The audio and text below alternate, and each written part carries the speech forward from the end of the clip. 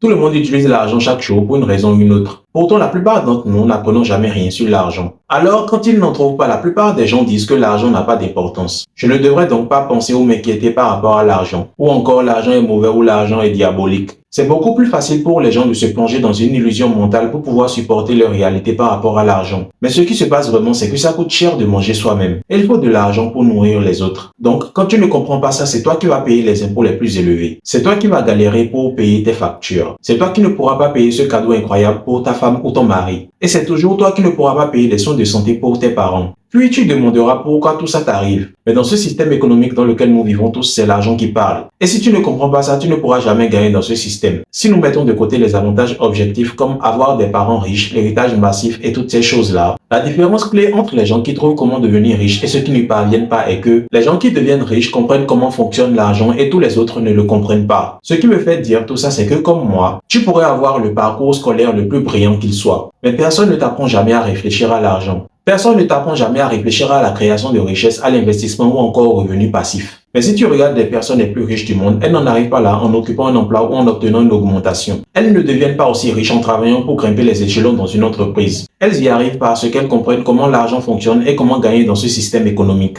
Et ce qui est fou, c'est qu'on nous apprend tous à faire confiance au système. On nous enseigne que pour réussir, il faut aller à l'école, étudier dur, obtenir de bonnes notes et trouver un bon travail. Mais si tu regardes les gens qui ont réussi, ce n'est pas le chemin qu'ils ont suivi. Si tu te renseignes sur les 3 choses qui ont généré plus de richesses plus que n'importe quoi au cours des 100 dernières années, tu remarqueras qu'il s'agit de créer une entreprise, investir dans l'immobilier ou investir dans les actions. Pourtant, tout au long de notre parcours éducatif, nous nous concentrons sur comment obtenir un bon emploi. C'est dans ce sens qu'on nous entraîne à réfléchir. Mais tout ce sur quoi les gens riches se concentrent, c'est comment est-ce que je développe mes actifs. C'est donc là que se trouve la différence clé parce que les gens riches travaillent pour posséder les entreprises ou des parties de celles-ci. Tous les autres travaillent pour grimper les échelons de l'entreprise. Maintenant, supposons que tu n'aies pas de parents riches car la plupart des gens pensent qu'il faut être riche pour pouvoir faire ça. Ils pensent qu'ils ont besoin d'avoir des millions d'euros ou un accès à une grosse somme d'argent, mais ce n'est pas vrai. Tu peux commencer maintenant avec 100 euros ou 10 euros, mais tu dois commencer. Le problème, c'est que la plupart d'entre nous n'apprenons jamais comment faire. Mais à moins de commencer à le faire, tu ne bâtiras jamais de richesse. Et c'est comme ça qu'on gagne dans ce système économique. Maintenant, on va parler un peu plus de ces 3 choses. La création d'entreprises, l'investissement en bourse et l'immobilier. On nous apprend tous à échanger notre temps contre de l'argent. On nous apprend à travailler pour être payé. Mais les gens riches ne travaillent pas pour un plus gros salaire. Ils travaillent pour avoir plus d'actifs parce que ceux-ci continuent de te payer même quand tu ne travailles pas. Et quand les gens font face à cette révélation, ça les met en colère. Parce qu'ils ont l'impression de cocher toutes les cases. Ils étaient bons à l'école, ils se donnaient à fond. Ils ont un bon emploi et font tout ce qu'il faut parce que c'est ce qu'on leur avait dit. Mais ce que les gens n'ont pas réalisé, c'est que ces cases n'étaient pas les leurs. Qui a créé ces cases et pourquoi existe-t-il tout ce monde de l'éducation financière que personne ne nous enseigne jamais? Si c'est comme ça que les gens riches bâtissent leur fortune, pourquoi n'enseigne-t-on pas ça à tout le monde? Parce que si tu veux bâtir une fortune, tu dois acheter des actifs. Prenons l'exemple de l'immobilier. Quand les gens disent acheter une maison, qu'est-ce que ça signifie dans la tête de la plupart des gens? Ça signifie acheter sa résidence principale, avec des réflexions comme je vais acheter ce bel endroit pour y vivre. Et c'est d'ailleurs ce que la plupart des gens font quand ils ont un peu d'argent. Ils prennent leur salaire puis achètent une maison pour y vivre et remboursent leurs prêts. Ce que cela est censé signifier, c'est qu'ils sont en train de constituer un actif, n'est-ce pas? Ils constituent ce que beaucoup appellent un patrimoine générationnel. Mais c'est l'un des plus grands mensonges concernant l'argent. La raison est que ta maison est en réalité un gouffre financier. Et c'est pourquoi je veux que tu considères ta maison comme un passif. Mais je veux être clair, je ne dis pas qu'il ne faut pas acheter de maison. Je ne dis pas que c'est mal, mais tu dois traiter ta maison comme un passif. Le costume que tu portes est un passif. Les chaussures que tu portes ou encore la nourriture que tu manges sont des passifs. Cependant, ça ne veut pas dire que tu ne devrais pas les acheter. Tu dois juste t'assurer que tu peux te les offrir. Quand les gens pensent à acheter une maison, ils pensent je veux bâtir un patrimoine générationnel. Je vais construire une fortune. Je vais ensuite rembourser le prêt de cette maison et j'aurai plus de liberté dans ma vie parce que je posséderai cette maison. Mais prenons le meilleur scénario possible. Tu achètes une maison pour disons 100 000 euros. Tu la rembourses entièrement et au cours de ta vie, cette maison de 100 000 euros prend de la valeur jusqu'à valoir 350 000 euros. Et là tu vas me dire, Toby, je t'ai prouvé que c'est un actif. Ma maison a triplé de valeur et maintenant je vais la léguer à mes enfants. Alors oui, tes enfants ont une maison de 350 000 euros. Mais à moins qu'ils n'aient les revenus pour entretenir une maison de 350 000 euros, ils risquent d'avoir besoin de cash. Dans ce cas, qu'est-ce qu'ils vont faire? Parce qu'ils ne peuvent pas juste sortir de l'argent de cette maison, n'est-ce pas? Ce n'est pas un distributeur automatique à moins d'aller à la banque.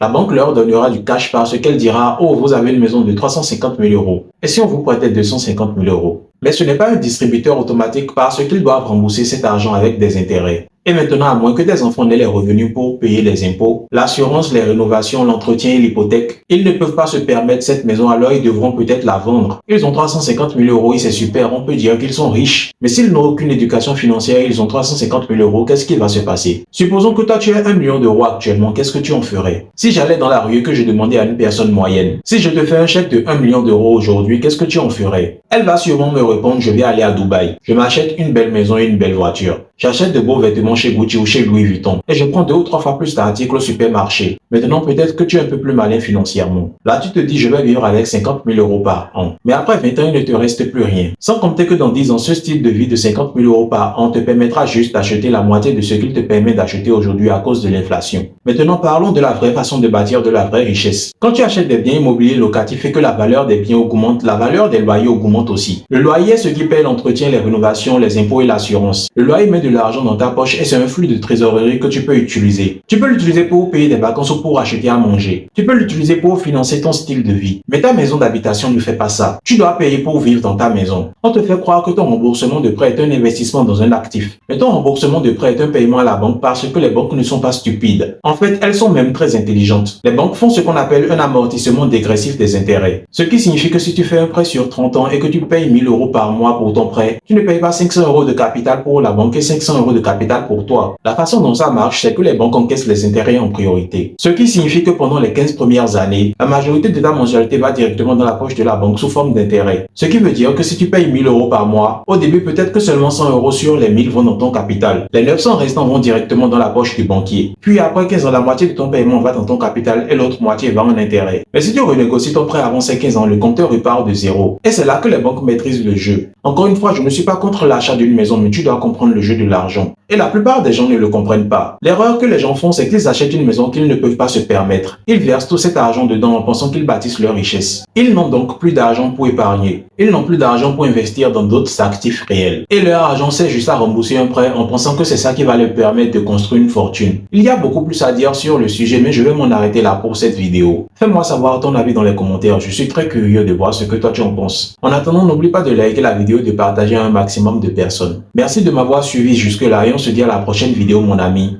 Peace.